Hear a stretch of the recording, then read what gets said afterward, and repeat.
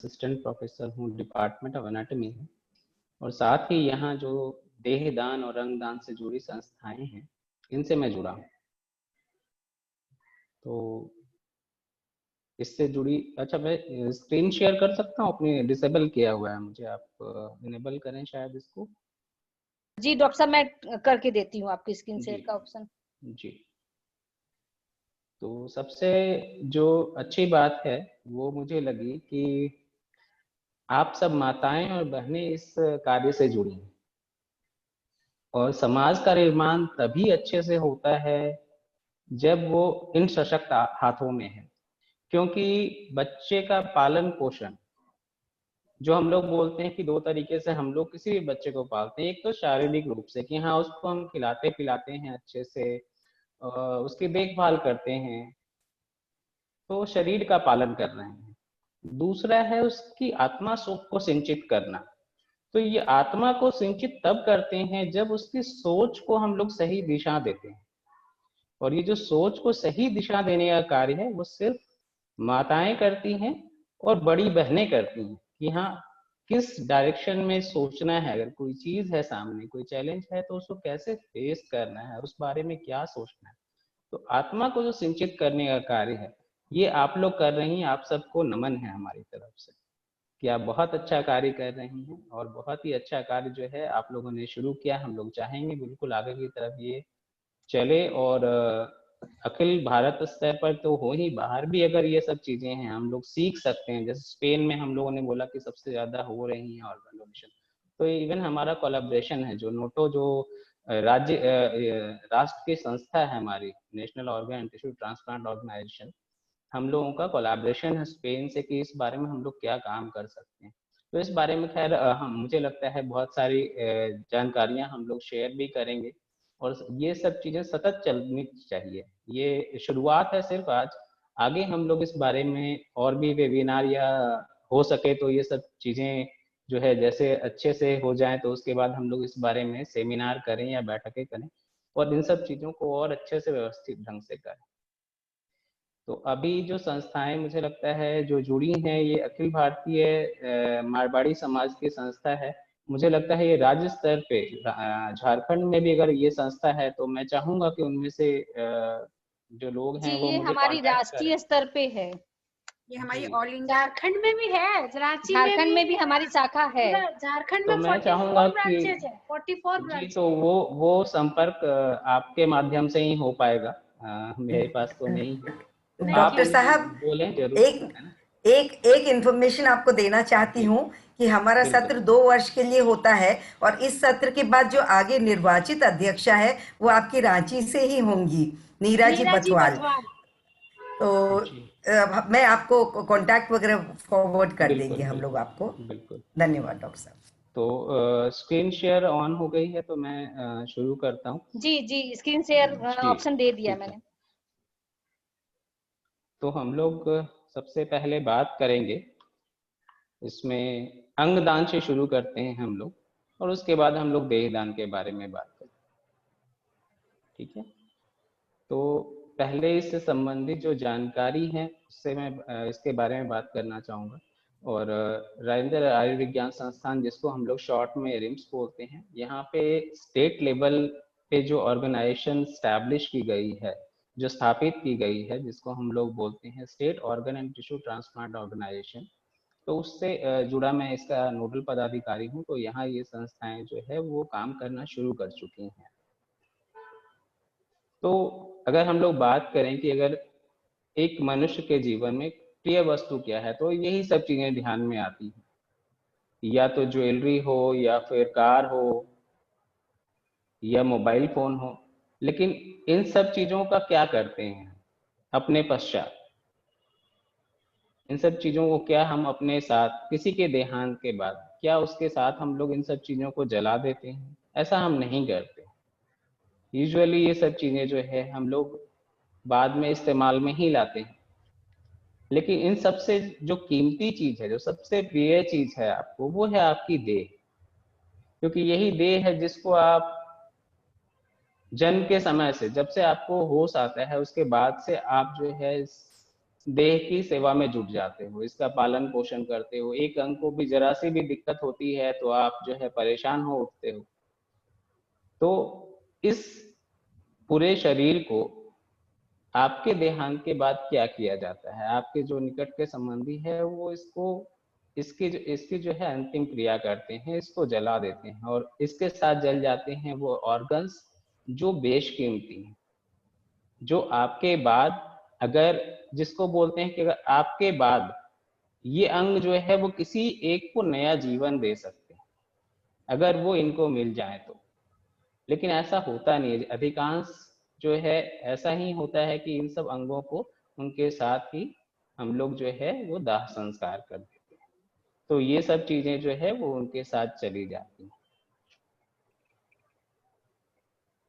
अच्छा, यहाँ हम लोग बात करेंगे क्या इसकी आवश्यकता है इंडिया में, क्योंकि हम लोग बात करते हैं कि यहाँ पे तो पहले से ट्रांसप्लांट हो रही हैं, लाइव डोनर ट्रांसप्लांट हम लोग वो जानते हैं कि हो रही हैं। किडनीज 2 हैं तो उसमें से एक किडनी जो है वो डोनेट कर दी जाती है, ऐसा हम लोगों ने पहले भी सुना है, और दूसरी लिवर का पार्ट कर सकते हैं डोनेट।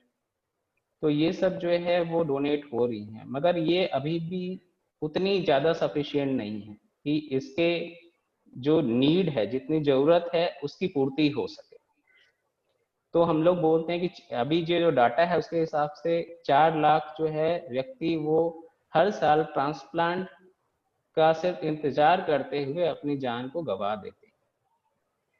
और इसमें जो सबसे ज्यादा ट्रांसप्लांट हो रही हैं या डोनेशन हो रही हैं वो हो रही है किडनी की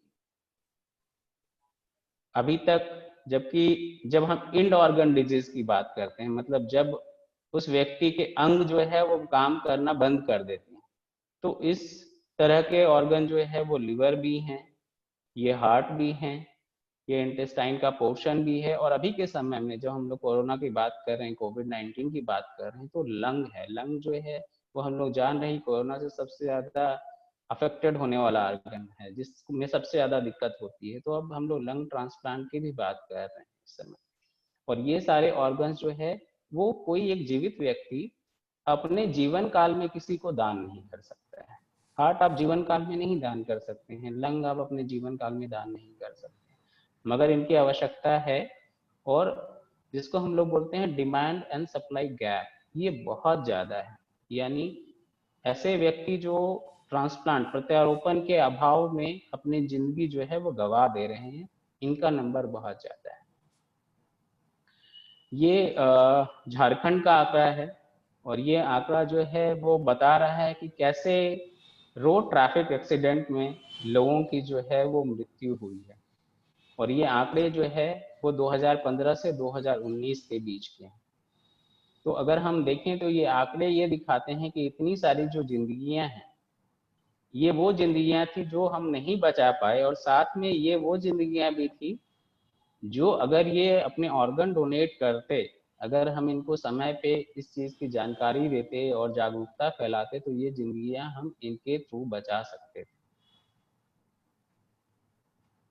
और साथ ही वैसे ही केसेस, जिन केसेस में हम लोग बोलते हैं कि ब्रेन ट्यूमर है, या अगर दिमाग में जो बोलते हैं हम लोग कि दिमाग की नस फट गई, स्ट्रोक के केसेस, तो इन सब केसेस में भी अगर ब्रेन जो है स्टेम डेथ वाली चीज जो बोलते हैं हम लोग, अगर इस केसेस में भी हो रही है, तो ये भी जिंदगियां जो है वो इनके थ्रू बचाई जा सकती है।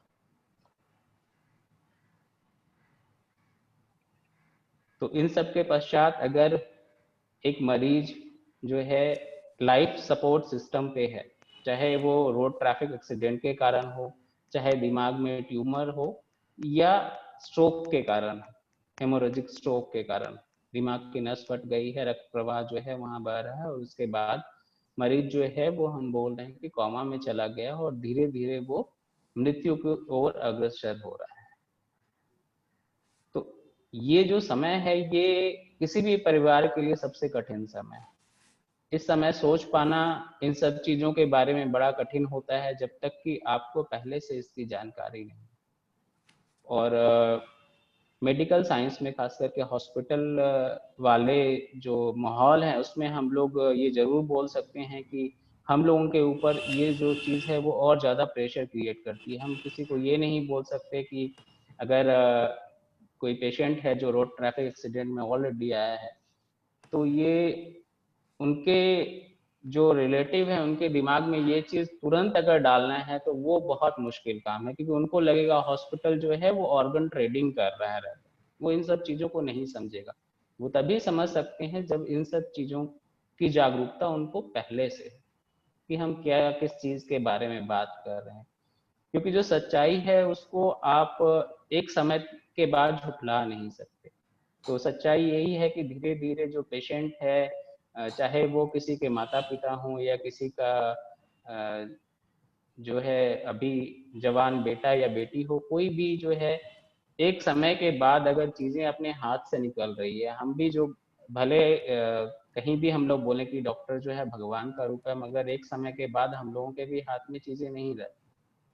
तो ये जो चीजें जब हाथ से निकलने लगती है उसके बाद समय बहुत कम होता है। और यही कंडीशन जिसको हम लोग बोलते हैं ब्रेन स्टेम। ब्रेन स्टेम जैसे यहाँ शो किया गया है कि ब्रेन के नीचे जुड़ा हुआ एक हिस्सा है जो बाकी शरीर को कंट्रोल करता है। और ये हिस्सा अगर जो यहाँ शो कर रहा है ये अगर कट गया, यहाँ पे अगर डैमेज हो गई किसी भी वजह से, चाहे रोड ट्रैफिक एक्सीडेंट में डायरेक्टली यहाँ डैमेज हो गई है या ट्यूमर के केस में धीरे धीरे वो ट्यूमर इस जगह को जो है वो डैमेज कर रहा है, इसको प्रेस कर रहा है। या हम लोग बोल रहे हैं कि जब दिमाग की नस फट गई है तो उस केस में जो रक्तस्राव हुआ है, वहां पे खून जो बहा है उसके कारण दिमाग में एक तरीके की सूजन आ जाती है और ये सूजन भी है धीरे धीरे इस जगह को डैमेज करती है। तो इस कंडीशन में जो डेथ होती है जिसको हम लोग बोलते हैं ब्रेन स्टेम डेथ, तो ये जो डेथ है वो जनरल जो हम लोग बोलते हैं डेथ जिसमें हम लोगों को पल्स नहीं मिलती है, सांसें रुक जाती है, उससे अलग है। और ये हमेशा इसका जो असेसमेंट होता है, इसको जो देखना होता है, वो टीम ऑफ एक्सपर्ट डॉक्टर करते हैं। ये असेस करते हैं कि क्या मरीज की कंडीशन उस ओर बढ़ रही है, वो डिटोरिएट हो रहा है। मगर एक जो मरीज के रिश्तेदार हैं, उनके साथ जो लोग हैं, उनके लिए ये बड़ा मुश्किल होता है कि अगर हम देख रहे हैं अपने पेशेंट को कि जो मरीज है उसकी सांसें चल रही है या इवन अगर वेंटिलेटर पे भी है तो वहां पे मॉनिटर में उसको दिखाया जा रहा है there is no flat line, एक जो दिखती है अपने को बिल्कुल फ्लैट लाइन होगी वैसा नहीं है। और साथ ही अगर पल्स देख रहे हैं तो पल्स भी चल रही है। तो ये सब चीजें उनको लगता है कि नहीं, अभी तो जिंदगी बाकी है और अभी हम इस बारे में कैसे बात कर सकते हैं, जब वो जिंदा है तो हम उसके ऑर्गन को कैसे डोनेट करने की बात कर रहे हैं। तो इस बारे में हम यही बता सकते हैं, एक जनरल टर्म जो हम लोग यूज करते हैं कि अगर फूलों को हम लोग डाल दें एक गुलदस्ते में और नीचे पानी पड़ा हो तो ये फूल जो है वो अभी दिख रहा है अपने को कि जीवित है, मगर हमें भी पता है कि ये फूल ज्यादा दिन तक जीवित नहीं रहने वाला है। इसकी जो खूबसूरती है वो एक क्षणिक है क्योंकि उसको वो सपोर्ट मिला हुआ है और यही सपोर्ट जिंदगी को मिलता है जिसको हम लोग बोलते हैं लाइफ सपोर्ट सिस्टम। तो इसके कारण जो मरीज है, जो हमारा रिश्तेदार है, वो जीवित दिख रहा है मगर हम लोग उसको धीरे धीरे खोने वाले हैं। और ब्रेन स्टेम डेथ हो गई है तो ये डेथ ऑलरेडी हो चुकी है, सर्टिफाइड डेथ है।